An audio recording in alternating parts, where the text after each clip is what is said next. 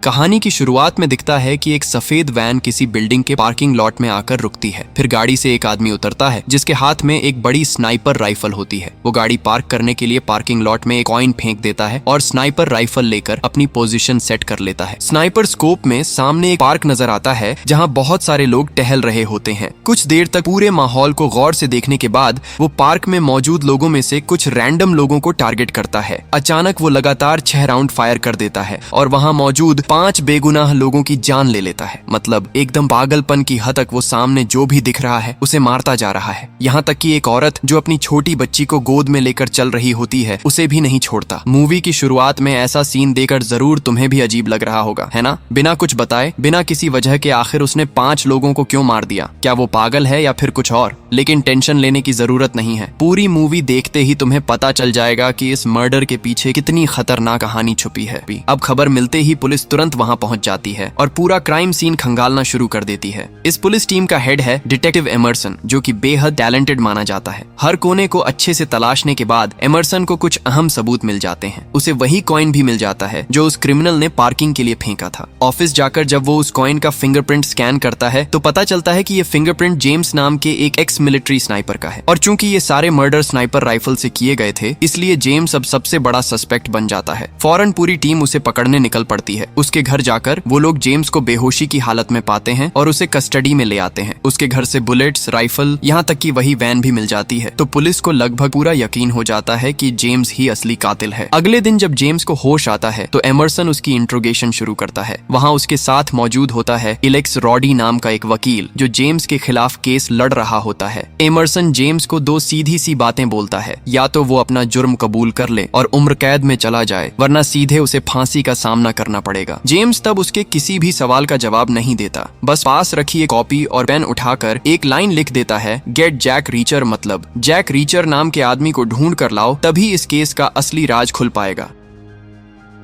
यहाँ साफ नजर आता है कि जिसने उन 5 लोगों को स्नाइपर से मारा था वो और जेम्स एक ही इंसान नहीं है। यानी उसे बड़ी चालाकी से इस पूरे केस में फंसाया जा रहा है। क्योंकि सारे सबूत उसके खिलाफ हैं, इसलिए सिर्फ जैक रीचर ही उसे इस मुसीबत से निकाल सकता है। अब सवाल ये है, आखिर ये जैक रीचर है कौन? एमरसन रिसर्च करके पता लगाता है कि जैक रीचर एक एक्स मिलिट्री पुलिस ऑफिसर है। जितना बहादुर उतना ही ब्रिलियंट। स्नाइपिंग और कॉम्बैट फाइट दोनों में उसकी स्किल टॉप लेवल की थी। उसकी इन्वेस्टिगेशन पावर इतनी घातक थी कि आर्मी में रहते हुए उसने ऐसे ऐसे केस सॉल्व किए जिनके राज किसी और के बस की बात नहीं थे। लेकिन आर्मी में कुछ चलते उसका रैंक कैप्टन से घटाकर मेजर कर दिया गया और ठीक 2 साल बाद वो ऐसे गायब हो गया कि कोई भी उसके बारे में कोई रिकॉर्ड तक नहीं ढूंढ पाया। तब से लेकर आज तक जैक रीचर कहाँ है, जिंदा है भी या नहीं, किसी को भी कोई जानकारी नहीं है। ये सब सुनकर एलेक्स काफी टेंशन में पड़ जाता है और एमरसन से कहता है कि चाहे जैसे भी हो जैक रीचर को ढूंढना ही होगा। तब एमरसन बताता है कि हम उसे तभी ढूंढ पाएंगे जब वो खुद चाहेगा हमारे सामने आने के लिए। मतलब समझ ही रहे हो, जैक रीचर कोई मामूली एक्स आर्मी नहीं है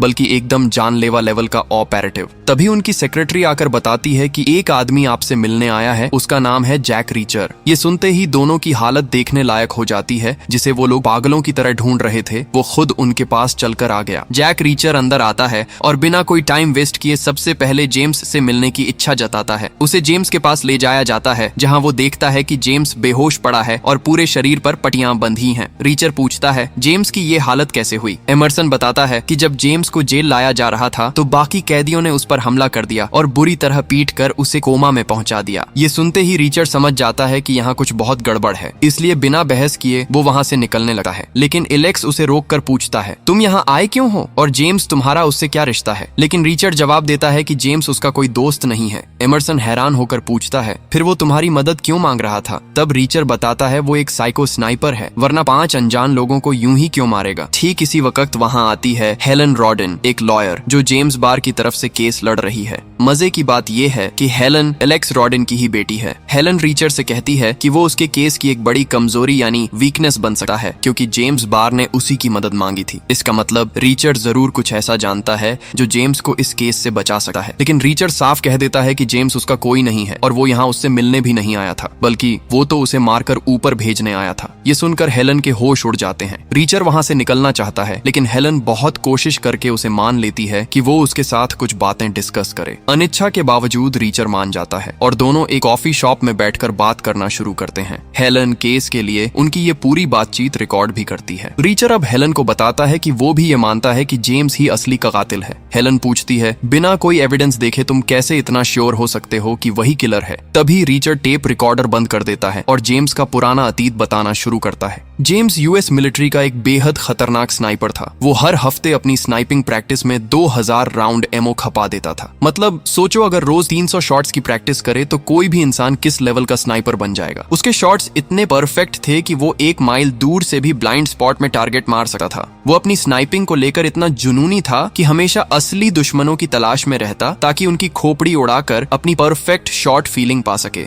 आखिर एक दिन उसका सपना पूरा होने जैसा लगा। उसे इराक मिशन पर भेजा गया। उसने सोचा कि अब तो उसे रियल ह्यूमन टारगेट्स मिलेंगे, लेकिन वहां जाकर पता चला कि उसे तो सिर्फ नॉर्मल लोगों पर नजर रखने की जिम्मेदारी मिली है, किसी पर गोली चलाने का नहीं। लगातार 2 साल तक वो रोज इंतजार करता रहा कि शायद कोई टेररिस्ट उसके सामने आएंगे ताकि वो अपनी स्नाइपर राइफल का असली इस्तेमाल कर सके, लेकिन वहां कभी कोई दुश्मन आया ही नहीं। एक भी किल न करके जेम्स अंदर ही अंदर टूटने लगा। उसकी तरह के एक प्रोफेशनल और जुनूनी स्नाइपर के लिए ये चीज बेहद दर्दनाक थी। इसलिए जेम्स ने तय किया कि वो एक बड़ा क्राइम करेगा। अपनी फ्रस्ट्रेशन निकालने के लिए उसने 4 रैंडम लोगों को अपनी स्नाइपर राइफल से मार गिराया। इस अनडिसिप्लिन्ड किल की वजह से उसका कोर्ट मार्शल किया गया और इस केस की पूरी इन्वेस्टिगेशन की जिम्मेदारी उस समय जैक रीचर को दी गई थी। इन्वेस्टिगेशन में रीचर को पता चला कि जिन 4 लोगों को जेम्स ने मारा था वो उसी दिन एक गैंग रेप करके लौट रहे थे। यह बात जेम्स खुद भी नहीं जानता था। तो जब सच बाहर आया कि उसने 4 बलात्कारियों को मारा था, इस केस में उसके खिलाफ के आरोप काफी कमजोर पड़ गए और रीचर की मदद से जेम्स सज्जा से भी बच गया। लेकिन इतनी कहानी सुनने के बाद भी हेलन जेम्स को दोषी मानने को तैयार नहीं होती। उसकी नजर से सोचने पर कुछ बातें जेम्स के पक्ष में भी जाती हैं। वो रीचर से पूछती है, पिछली बार तो जेम्स ने अपना गुनाह खुद कबूल कर लिया था, तो इस बार वो ऐसा क्यों नहीं कर रहा? वो चाहती है कि रीचर उसकी मदद करे ताकि जेम्स को एक फेयर जस्टिस मिल सके, लेकिन रीचर उसकी किसी भी बात को स्वीकार नहीं करता। बस एक सिंपल थैंक यू कहकर बस में बैठ जाता है घर लौटने के लिए। हेलन बुरी तरह निराश हो जाती है, क्योंकि अगर रीचर उसकी मदद नहीं करेगा तो इस केस में जीतना उसके लिए लगभग नामुमकिन हो जाएगा। दूसरी तरफ रीचर के दिमाग में भी लगातार बातें घूमने लगी हैं। सच में अगर कोई ट्रेनड आर्मी स्नाइपर क्राइम करना चाहे तो क्या वो ऐसे कच्चे ढंग से सारी प्रूफ वहीं छोड़कर चला जाएगा? और अगर वो वाकई सिर्फ अपनी फ्रस्ट्रेशन निकालने के लिए लोगों को मारना चाहता तो क्या वो खुद पुलिस के हाथों पकड़े जाने का इंतजार नहीं करता?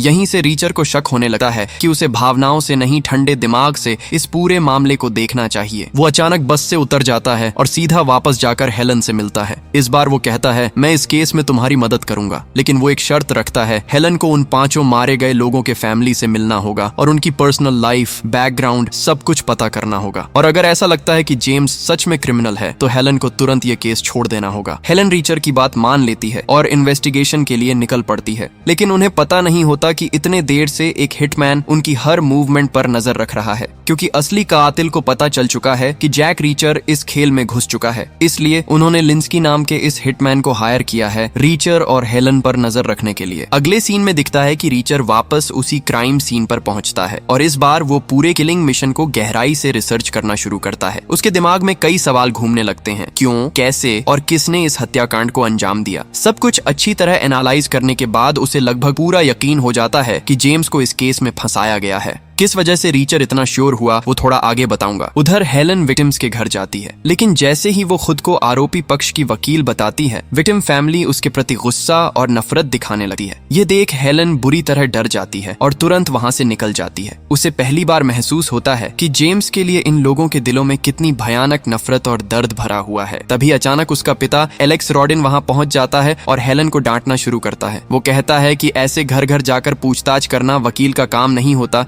ये काम जूरी का होता है।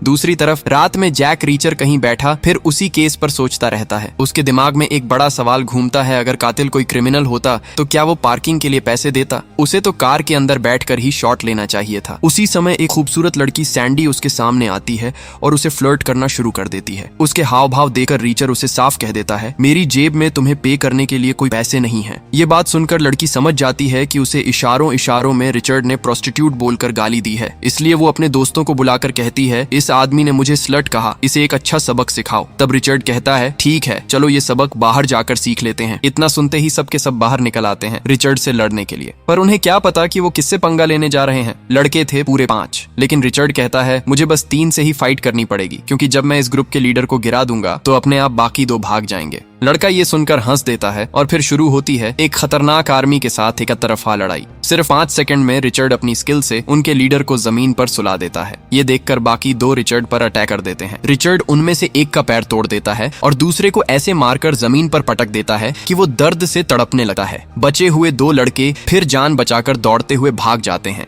लेकिन ठीक उसी परफेक्ट टाइम पर पुलिस आ पहुंचती है और रिचर्ड को वायलेंस के आरोप में थाने ले जाया जाता है। रिचर्ड के पकड़े जाने की खबर पाते ही हेलन वहां पहुंचती है उसे छुड़ाने के लिए। क्या हुआ ये जानना चाहती है तो रिचर्ड बताता है कि वो लड़की उस पर गिर पड़ी और झगड़ा करने आई थी। उसे पूरा यकीन है कि किसी ने उन्हें मारने के लिए भेजा था। रिचर्ड आगे बताता है कि उसी दिन ब्रिज पर भी किसी ने उसका पीछा किया था। फिर रिचर्ड हेलन से पूछता है तुमने विक्टिम्स के बारे में क्या पता किया। हेलन सब कुछ विस्तार से बताती है। उस दिन पार्क में मौजूद सभी विक्टिम्स किसी न किसी काम से वहां से गुजर रहे थे। कोई अपने पति के लिए गिफ्ट लेने, कोई अपने बच्चे के बेसबॉल गेम के टिकट लेने, लेकिन दुर्भाग्य से उनका नंबर आ गया और उन्हें इस स्नाइपर के हाथों मारना पड़ा। सारी इन्फॉर्मेशन सुनकर रिचर्ड कहता है कि इन 5 में से कोई न कोई असली टारगेट जरूर होगा, क्योंकि यहाँ मौजूद हर किसी की बैकग्राउंड स्टोरी ज्यादा इंटरेस्टिंग नहीं थी सिवाय ओनली आर्चर नाम की महिला के। आर्चर की कहानी रिचर्ड को बहुत इंटरेस्टिंग लगी। उसका पति एक बड़ा कंस्ट्रक्शन बिजनेस चलाता था, लेकिन अचानक उसके पति की मौत हो गई और आर्चर को पूरा बिजनेस का उत्तराधिकार मिल गया। उसके पास विकल्प था कि वो इस बिजनेस को बेच दे, लेकिन अपने पति के प्रति प्यार और सभी दबावों को नजरअंदाज करते हुए उसने ये निर्णय लिया कि वो कंपनी नहीं बेचेगी। शायद इसी वजह से उसे अपनी जान गंवानी पड़ी। लेकिन हेलन कहती है कि सिर्फ थ्योरी से काम नहीं चलेगा, इस केस को जीतने के लिए प्रूफ चाहिए और उनके पास अभी तक कोई भी एविडेंस नहीं है। तब रिचर्ड कहता है तुम जेम्स के सारे पर्सनल डिटेल्स जुटाने की कोशिश करो। वो कहाँ जाता था, किन लोगों से मिलता था, सब कुछ तुम्हें पता चल जाएगा। अगर तुम उसके बैंक और क्रेडिट कार्ड के स्टेटमेंट चेक कर सको तो और भी मदद मिलेगी। इतना कहकर रिचर्ड हेलन को उस दिन के लिए विदा कर देता है। दूसरी तरफ हिटमैन लिंस्की असली किलर से मिलने आता है। ये असली किलर है चार्ली, जिसने अकेले 5 लोगों की हत्या की थी। लेकिन उसे वहां बुलाने का कारण सिर्फ ये था कि उसे रिचर्ड पर नजर रखने के लिए भेजा गया था। लेकिन यह लड़का चालाकी दिखाकर रिचर्ड पर हमला कर देता है, जिससे रिचर्ड को साफ समझ में आता है कि उसे कोई फॉलो कर रहा है। वहीं हम देखते हैं जैक नाम के एक बुजुर्ग आदमी को, जो इस पूरी कहानी का मेन मास्टरमाइंड है।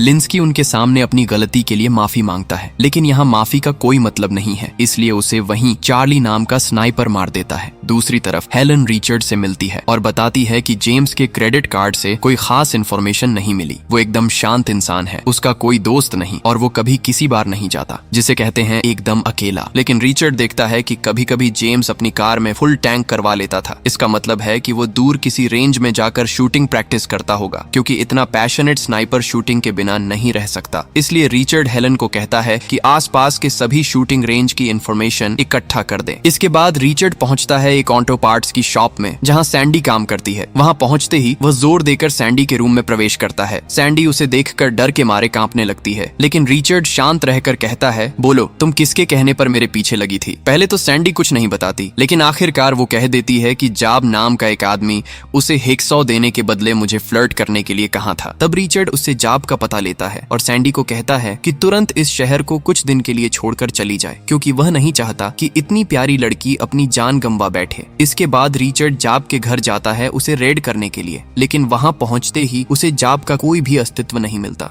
घर की हालत पूरी तरह से तबाह नजर आती है। साफ दिख रहा था कि यहाँ कुछ दिनों पहले कोई बड़ी घटना हुई थी। इसी बीच स्नाइपर के लोग जान चुके थे कि रिचर्ड पहले ही जाब के घर तक पहुंच गया है, इसीलिए 2 लोगों को भेजा जाता है रिचर्ड को खत्म करने के लिए। लेकिन रिचर्ड कोई आम आदमी नहीं है कि किसी ने कहा और उसे मार दिया जाए। अचानक पीछे से एक आदमी आता है और रिचर्ड के सिर पर वार करता है। रिचर्ड देखता है कि उसके सामने 2 लोग रॉड लेकर खड़े हैं। तब रिचर्ड होश में आता है और अपनी खतरनाक कुशलताओं का इस्तेमाल करते हुए दोनों को हड्डी तोड़ने लग जाता है। एक समय पर वो एक को जमीन पर पटकता है और दूसरे के सिर पर मारते हुए दोनों को कोमा में पहुंचा देता है। तभी पीछे से एक और आदमी रिचर्ड के सिर पर पिस्टल तान देता है। जैसे ही वो गोली चलाने वाला होता है, रिचर्ड तुरंत उसका हाथ पकड़ लेता है। रिचर्ड ने उसे ऐसे पकड़ लिया कि आदमी दर्द से तड़पने लगा है। रिचर्ड उससे पूछता है जाब कहाँ है। उस आदमी को सिर पर चोट लगी थी, लेकिन सच में वो कहता है मुझे नहीं पता अब वो कहाँ है। इसके बाद रिचर्ड अपनी कार लेकर वहां से निकल जाता है, लेकिन जल्दी ही एक और कार उसका पीछा करने लगती है। रिचर्ड फिर हेलन से मिलता है और कहता है, मुझे पूरा यकीन है कि जेम्स 100% निर्दोष है। उसकी इन्वेस्टिगेशन के अनुसार जेम्स एक सुपर स्नाइपर है। ऐसे में वो कभी भी उस जगह से फायरिंग नहीं करेगा जहां सीधे सूरज की रोशनी उसकी आंखों में पड़ती हो। लेकिन ये शॉट्स ऐसी जगह से लिए गए थे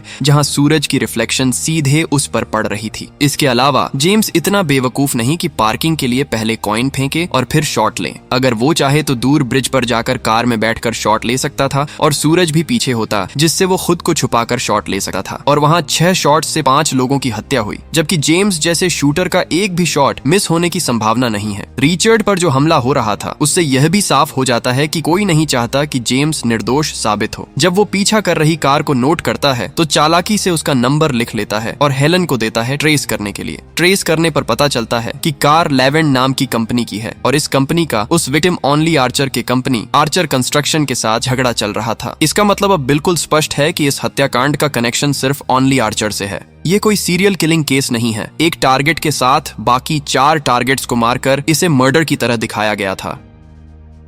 असल में असली टारगेट था ओनली आर्चर। हेलन कहती है कि अभी यह सिर्फ एक थ्योरी है और केस जीतने के लिए हमें ठोस प्रूफ चाहिए, लेकिन रिचर्ड कहता है, मैं ये प्रूफ ढूंढ ही लूंगा। इसी बीच सैंडी कहीं और छुप जाती है, लेकिन सही समय पर स्नाइपर वहां पहुंच जाता है और मौके का फायदा उठाते हुए पहले उसे एक पंच मारकर बेहोश कर देता है। फिर बेहोशी की स्थिति में उसका मुंह दबाकर उसकी जान ले लेता है। जब पुलिस वहां पहुंचती है, एमरसन देखता है कि सैंडी को मारकर उन्हें डस्टबिन में फेंक दिया गया है। वहीं सड़क पर जाते हुए रिचर्ड देखता है कि क्रिमिनल पहले ही सैंडी को मार चुके हैं। इस दृश्य से रिचर्ड को गहरा दुख होता है। शायद आज उसी के लिए इस खूबसूरत लड़की को अपनी जान गंवानी पड़ी। लेकिन जब एमरसन रिचर्ड को देखता है तो वो उसे किलर समझने लगता है और उसे अरेस्ट करना चाहता है। रिचर्ड तुरंत स्थिति समझ जाता है और अपनी कार लेकर भागने लगता है। गति से कार चलाते हुए रिचर्ड पुलिस के साथ हड़बड़ी और ड्राइविंग का खेल शुरू कर देता है। यहाँ उसकी ड्राइविंग स्किल्स देखने लायक हैं। इसी तरह चूहा बिल्ली का खेल चलता रहा और रिचर्ड एक समय सुपरमार्केट के सामने पहुंचता है। यहाँ वो अपनी कार की स्पीड धीमी कर देता है और एक मौके पर कार छोड़कर लोकल भीड़ में घुल जाता है। तभी एक पब्लिक बस आ जाती है और पूरे पुलिस फोर्स के सामने ही रिचर्ड बस में चढ़कर अपने आप को पुलिस के हाथों बचा लेता है। रिचर्ड पुलिस से बच जाने के बाद हेलन से मिलता है।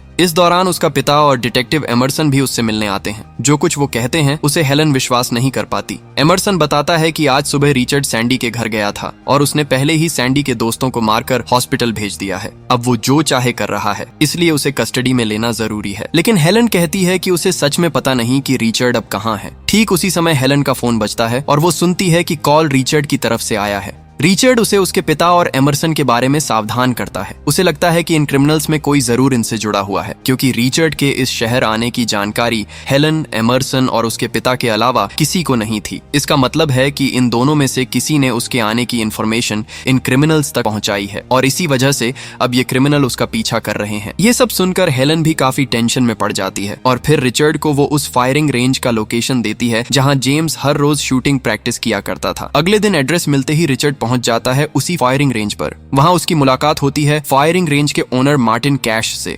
रिचर्ड अपना नाम एरन वॉर्ड बताता है और कहता है कि वो जेम्स का दोस्त है, इसलिए उसके बारे में जानने यहाँ आया है। मार्टिन को लगता है कि रिचर्ड शायद पुलिस वाला है, इसलिए वो मदद करने में दिलचस्पी नहीं दिखाता। लेकिन रिचर्ड उसे जेम्स के केस के बारे में सब कुछ बताता है। रिचर्ड बोलता है कि वो जेम्स के डिफेंस लॉयर के लिए काम कर रहा है और जेम्स को बचाने के लिए मार्टिन की मदद बहुत जरूरी है। तभी मार्टिन एक शर्त रख देता है। वो रिचर्ड को एक शूटिंग टारगेट और कुछ बुलेट्स देता है और कहता है, अगर तुम इन 3 बुलेट्स को बिल्कुल मेन सेंटर में मार पाए तभी मैं तुम्हारे सारे सवालों के जवाब दूंगा। रिचर्ड सोचता है ये कैसा अजीब सा गेम है, लेकिन और कोई रास्ता न देकर वो मार्टिन की बात मान लेता है। मार्टिन उसे 4 राउंड बुलेट्स देता है ताकि एक राउंड वो प्रैक्टिस के लिए चला सके। रिचर्ड अपनी राइफल लेकर टारगेट सेट करता है, लेकिन पहले राउंड में ही वो सेंट्रल पॉइंट से बहुत दूर शॉट मारता है। फिर राइफल को थोड़ी एडजस्ट करके वो 3 शॉट्स मारता है, जो देखकर मार्टिन पूरी तरह हैरान हो जाता है, क्योंकि ये सारे शॉट्स इतने क्लोज थे कि मार्टिन ने इतने परफेक्ट शॉट्स बहुत लंबे समय बाद देखे थे। तभी मार्टिन कहता है, तुम जरूर जैक रिचर्ड हो, क्योंकि आज से 10 साल पहले सिर्फ जैक रिचर्ड ही ऐसे शॉट्स ले सकता था। ये सुनकर रिचर्ड काफी खुश होता है और मार्टिन उसे मदद करने के लिए राजी हो जाता है। मार्टिन रिचर्ड को कुछ शूटिंग टारगेट्स दिखाता है जो जेम्स अपनी प्रैक्टिस में इस्तेमाल करता था। मार्टिन कहता है कि उसने पहले कभी इतना परफेक्ट शूटर नहीं देखा, लेकिन रिचर्ड कहता है कि जब जेम्स आर्मी में था तब वो इतना अच्छा शूटर नहीं था। शायद ये शॉट्स कोई और ले रहा था, हो सकता है जेम्स का कोई बहुत करीबी दोस्त। मार्टिन इस बात पर विश्वास नहीं कर पाता, लेकिन जब वो सीसीटीवी फुटेज देखता है तब उसकी समझ पूरी पूरी तरह उलझ जाती है, क्योंकि जेम्स के साथ हमेशा एक और शख्स इस फायरिंग रेंज में आता था और वो शख्स था खतरनाक स्नाइपर चार्ली। खोज खबर लेने के बाद रिचर्ड हेलन को फोन करता है और सस्पेक्ट के बारे में जानकारी देता है। वो हेलन से कहता है कि 3 घंटे के अंदर वो उसके पास पहुंच जाएगा। इस दौरान हेलन किसी को कुछ भी ना बताए। हेलन उसकी बात मानकर फोन रख देती है। इसी बीच हेलन के पिता वहां मौजूद थे। हेलन उन्हें लैवेंडर कंस्ट्रक्शन कंपनी की सारी भ्रष्टाचार और गैर कानूनी कामों की डिटेल देती है। वो अपने पिता से रिक्वेस्ट करती है कि इस कंपनी के खिलाफ केस फाइल करें, क्योंकि जिन्होंने भी उनके रास्ते में रोड़ा डाला उन्हें ये कंपनी खत्म कर देती है और इस वजह से हेलन की भी जिंदगी अब खतरे में है। लेकिन उसके पिता इस मामले को ज्यादा गंभीरता से नहीं लेते और हेलन को सिर्फ सेफ्टी के लिए प्रोटेक्टिव कस्टडी में रखना चाहते हैं। लेकिन हेलन इस बात से सहमत नहीं होती और वहां से निकल जाती है। जैसे ही हेलन लिफ्ट में चढ़ती है, एमरसन वहां पहुंच जाता है और इस बार एमरसन उसे टेजर गन से बेहोश कर देता है। फिर 2 लोग आते हैं और हेलन को खींचते हुए ले जाते हैं। इसका मतलब है कि एमरसन भी स्नाइपर टीम का हिस्सा है। उधर दूसरी तरफ जब रिचर्ड हेलन को कॉल करता है तो फोन उठाता है वही किलर स्नाइपर चार्ली। वो रिचर्ड को बताता है कि हेलन को बचाना है तो 1 घंटे के अंदर उनके दिए हुए एड्रेस पर पहुंच जाना होगा। लेकिन रिचर्ड भी कम नहीं था। वो चार्ली से कहता है, मैं तेरे खिलाफ सारे एविडेंस जुटा चुका हूं, अब इन्हें लेकर सीधा FBI जा रहा हूं। हेलन के साथ क्या करेगा ये तेरी मर्जी, मुझे कोई फर्क नहीं पड़ता। ऐसा बेफिक्र जवाब सुनकर हेलन समेत वहां मौजूद सब लोग पूरी तरह हैरान रह जाते हैं। लेकिन फिर रिचर्ड दोबारा कॉल करता है और कहता है, ठीक है मैं आ रहा हूं, लेकिन अगर हेलन के शरीर पर एक खरोंच भी आई तो तुम सबको मैं जिंदा जमीन में गाड़ दूंगा। ये सुनकर चार्ली बुरी तरह घबरा जाता है और वे लोग अपना ठिकाने का पूरा एड्रेस रिचर्ड को दे देते हैं। इसके बाद रिचर्ड हेलन को बचाने सीधे उनके अड्डे की ओर निकलता है, लेकिन वो अकेला नहीं होता। उसके साथ होता है फायरिंग रेंज का ओनर मार्टिन। उम्र भले ही ज्यादा हो चुकी हो, लेकिन उसकी शूटिंग स्किल आज भी उतनी ही खतरनाक और शार्प है। मार्टिन अपने साथ एक स्नाइपर राइफल लेकर आया था ताकि जरूरत पड़ने पर वो रिचर्ड को कवर दे सके। वहीं दूसरी तरफ जहां हेलन को बंदी बनाकर लाया गया था, वहां हम उस बूढ़े आदमी को भी देखते हैं जिसका नाम था जैक। असल में वही था लैवेंडर कंपनी का असली ओनर। पहले हेलन अपने ही पिता पर शक कर रही थी, लेकिन अब उसे साफ समझ आ चुका था कि इन सारी प्लानिंग में उसके पिता का कोई हाथ नहीं था। उधर हेलन को बचाने निकलने से पहले रिचर्ड एक बार फिर उसे कॉल करता है। वह उसे भरोसा दिलाता है, जब तक वो लोग मुझे पकड़ नहीं लेते कोई तुम्हें छू भी नहीं सकता, बस मुझ पर विश्वास रखना, मैं तुम्हें यहाँ से निकाल कर ही वापस आऊंगा। इतना कहकर रिचर्ड असली मिशन पर उतर पड़ता है। उसके पास हथियार के नाम पर सिर्फ एक छोटा सा चाकू होता है। दूसरी ओर मार्टिन ऊपर की ऊंचाई से उसे कवर देने के लिए स्नाइपर राइफल के साथ अंधेरे में छिपकर बैठ जाता है, लेकिन चाकू लेकर इतनी दूरी से लड़ाई लड़ना नामुमकिन था, क्योंकि दुश्मनों के पास स्नाइपर राइफल और भारी हथियार थे। इसीलिए किसी भी तरह रिचर्ड को करीब तक पहुंचना ही था। ये प्लान बनाकर रिचर्ड अपनी कार को बैक गियर में डालकर सीधे पहाड़ी से नीचे उतरने लगा है, ताकि ऊपर से फायरिंग हो भी जाए वो किसी तरह बच सके। दुश्मन पहले ही बेतहाशा फायरिंग शुरू कर चुके थे और रिचर्ड की कार पूरी तरह क्षतिग्रस्त होने लगी है। एक समय ऐसा आता है जब कार पत्थर से टकराकर फंस जाती है। ठीक उसी समय मार्टिन ऊपर से दुश्मनों पर हमला शुरू करता है, जिससे उनकी फायरिंग थोड़ी कम हो जाती है। इस मौके का फायदा उठाकर रिचर्ड कार से उतरकर एक बड़े पत्थर के पास आश्रय लेता है, लेकिन रास्ते में उसका आखिरी हथियार चाकू भी उसके रॉकेट से गिर चुका था। मतलब अब उसे खाली हाथों ही 3 गैंगस्टरों से लड़ना है। ऊपर से मार्टिन लगातार फायर करता है और रिचर्ड मौके का फायदा उठाकर एक पत्थर से दूसरे पत्थर पर शिफ्ट होता है, अपनी पोजीशन बदलते हुए। जबकि एक शूटर लगातार उसी पत्थर पर गोली चला रहा था, रिचर्ड पर एक भी गोली नहीं लगी। तभी रिचर्ड एक शानदार चाल दिखाता है। बिजली की गति से पत्थर के पीछे से निकलकर एक ईंट फेंकता है और शूटर को उसी पल गिरा देता है। फिर उस शख्स के पास रखी UMP गन छीनकर रिचर्ड एक और दुश्मन को मारकर नीचे गिरा देता है। स्थिति देखकर असली स्नाइपर पीछे हट जाता है और जब रिचर्ड उस कमरे की ओर जाता है तो देखता है कि वहां कोई भी इंसान मौजूद नहीं है। असल में रिचर्ड ने सोचा था कि शायद यहीं हेलन को रखा गया है, लेकिन अंदर एक मैप देखकर उसे पता चलता है कि यह असली जगह नहीं है। असली मेन ठिकाना इससे काफी दूर है और वहीं हेलन को किडनैप करके रखा गया है। तो रिचर्ड अब एक बुलडोजर गाड़ी लेकर उस ठिकाने की ओर निकलता है। थोड़ी ही देर में देखा जाता है कि वहां के गैंगस्टर गाड़ी पर हमला करने की पोजीशन ले रहे थे। तभी अचानक रिचर्ड उनके सामने प्रकट होता है और उन्हें मार गिराता है। असल में उस गाड़ी को मार्टिन चला रहा था और इस फंदे में फंसकर उनके जान चली गई। चार्ली और जैक यह आवाज सुनकर बाहर आते हैं और रिचर्ड को ढूंढना शुरू करते हैं, लेकिन रिचर्ड बिल्कुल निंजा स्टाइल में पीछे जाकर कुछ समझने से पहले ही उन्हें कैप्चर कर लेता है। कोई रास्ता न देखकर चार्ली को अपनी बंदूक फेंकनी पड़ती है, लेकिन इंसानों को गोली मारकर मारने में मजा नहीं, इसलिए रिचर्ड भी अपनी गन फेंक देता है और उसे हैंड फाइट कॉम्बैट का चैलेंज देता है, क्योंकि हाथ से पीटने में वही मजा है जो गोली मारने में नहीं। यहाँ से शुरू होती है स्नाइपर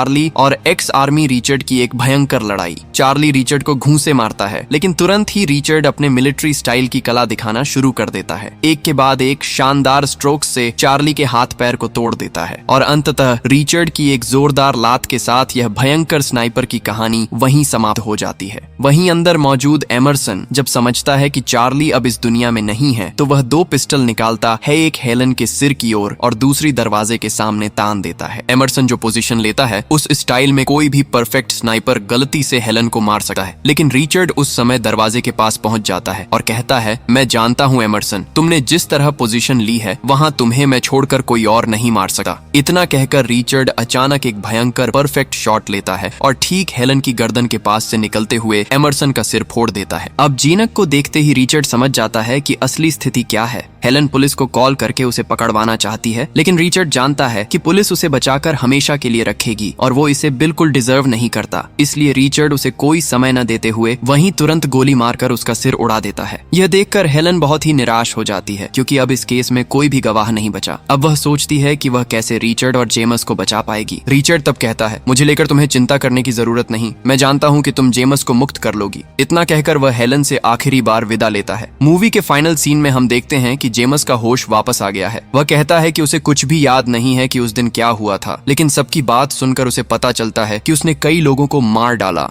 अब उसके अपने दिमाग में भी यह लग रहा है कि शायद उसने यह मर्डर अपने फ्रस्ट्रेशन में की होगी। तब हेलन उसे उस पार की फोटो दिखाकर पूछती है, तुम इस लोकेशन को जानते हो? जेमस जवाब देता है, हाँ, बहुत अच्छे से पहचानता हूँ। फिर हेलन उसे सवाल करती है, मान लो अगर तुमने मर्डर की होती तो किस पोजीशन से शॉट्स लिए होते? जेमस बताता है, मैं शॉट्स उस ब्रिज से लेता ताकि मेरी पीठ के पीछे सूरज की रोशनी हो, और मैं शॉट्स गाड़ी के अंदर से लेता। ये सुनकर हेलन के चेहरे पर हल्की सी मुस्कान आ जाती है, क्योंकि यही थ्योरी रिचर्ड ने उसे पहले ही बता दी थी। इसका मतलब अब इस केस में जेमस को निर्दोष साबित करने के लिए कोई बाधा नहीं बची। वहीं रिचर्ड को देखा जाता है कि वह एक लोकल बस पकड़कर फिर एक अज्ञात गंतव्य की ओर निकल पड़ा है। और यहीं यह मूवी खत्म होती है।